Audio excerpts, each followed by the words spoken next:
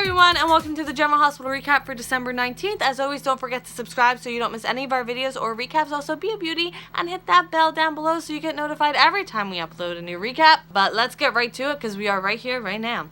At the park, Alexis and Danny make a donation to Toys for Tots. They run into Julian. Alexis sends Danny to the slides. Julian tells Alexis that there's going to be no retrial. The charges are dropped and he's officially free. And he says something about starting from scratch, and she tells him that the sale of the media company isn't like 100% legit because of the fact that Drew bought it under Jason's name.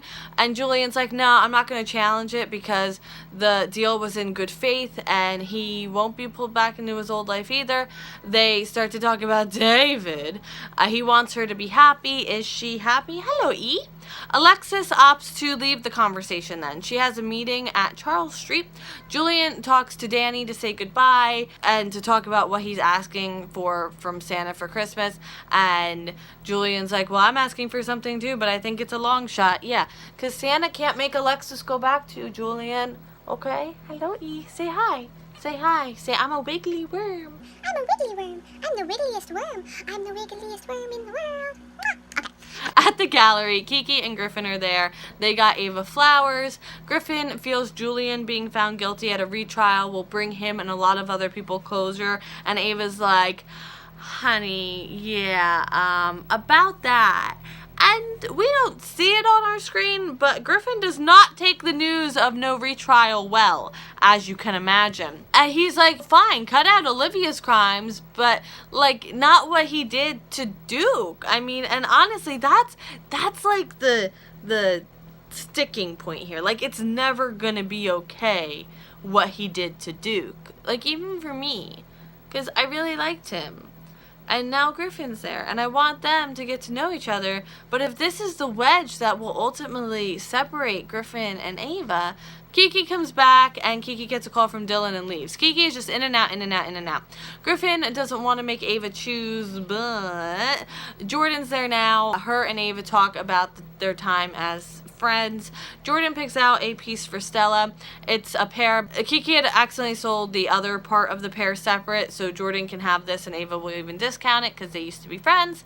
Like, and now I'm like, maybe like now it kind of feels like Ava is trying to change her ways, which I give it like another month.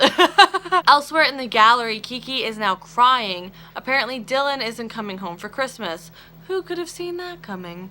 He took a leave of absence from Crimson to be the director of photography on his friend's indie film, and now he's surrounded by actresses on the beach, and Kiki's kind of having the spiral of like, what if I skip out on time with him and I wind up failing the test, and then I have nothing, I have a dead dream, and I have no boyfriend, and like it's that spiral. Kiki's thinking of going to California and giving up on this doctor dream. Griffin tries to walk her through the process of like, yeah, it's hard to become a doctor, but you can do it.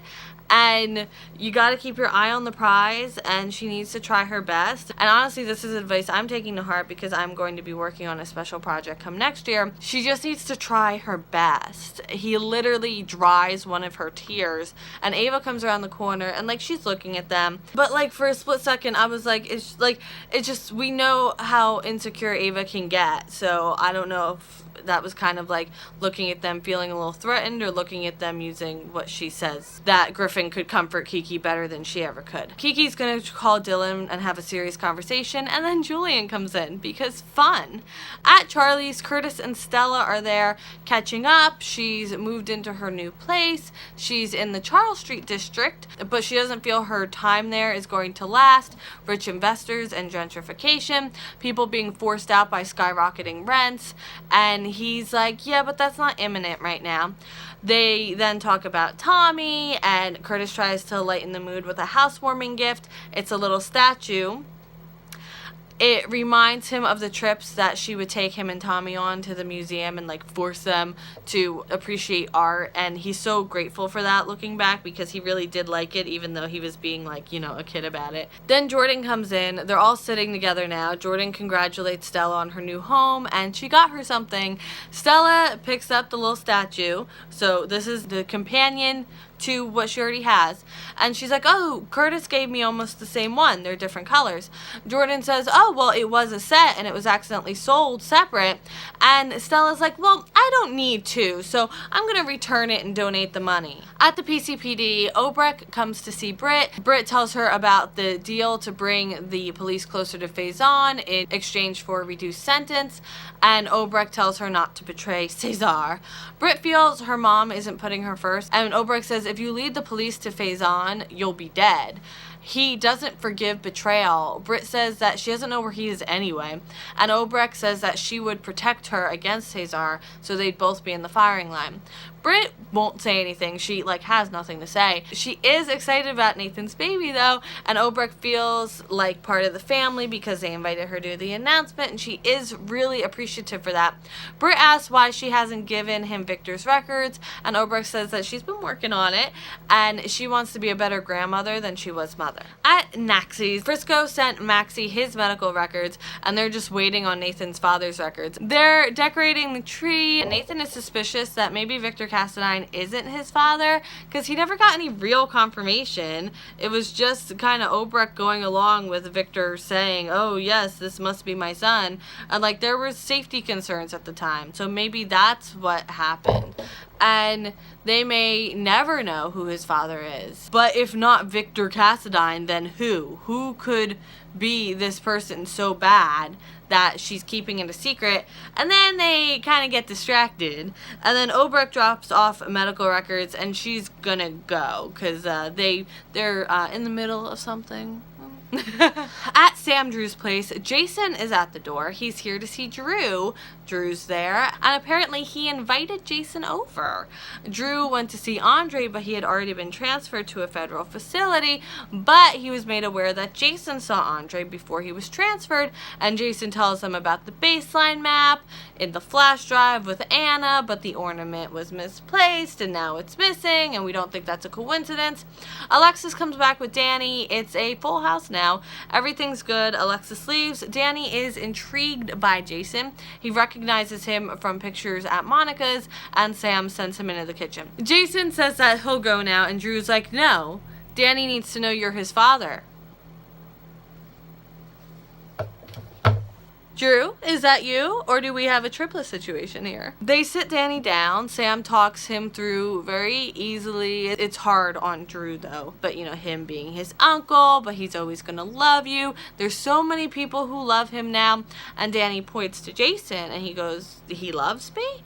And Jason's like, yeah. And Danny walks over to him. Jason's sitting and Danny's standing right in front of him. So they're pretty much face to face. And Danny asks why he was gone for so long. Was he sad when he was gone? And Jason's like, I didn't want to be. I was sad. He came back as soon as he could. But he feels good knowing that Danny is surrounded by such a loving family.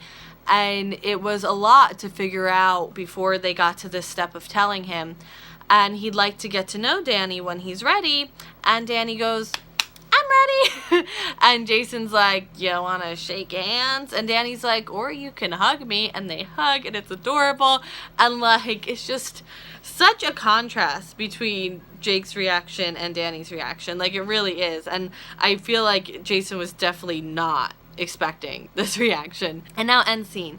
Jason leaves. He's gonna see him soon. Danny suggests maybe at Monica's. I can show you Annabelle. Danny goes upstairs. It was really hard on Sam and Drew. Drew doesn't feel that he has anything to give. They don't know who he is. Stella leaves the table for a moment. Jordan thought they were doing better since Thanksgiving, and Curtis says it's just the holiday season, and Thomas, that's what's going on.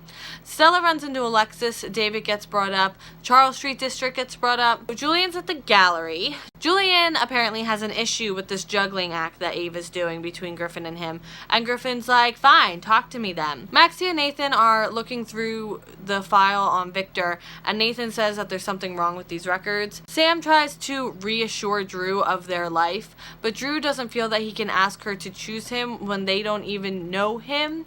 Sam says that he doesn't owe her anything. She asks him to marry her. She's serious. She even gets down on one knee, and he meets her there and he says yes, and so we're engaged again. Another engagement for the season. Alright, thank you so much for watching. I will be at you as soon as possible with Wednesday, Thursday, Friday, and I hope you have a great day. Okay, bye.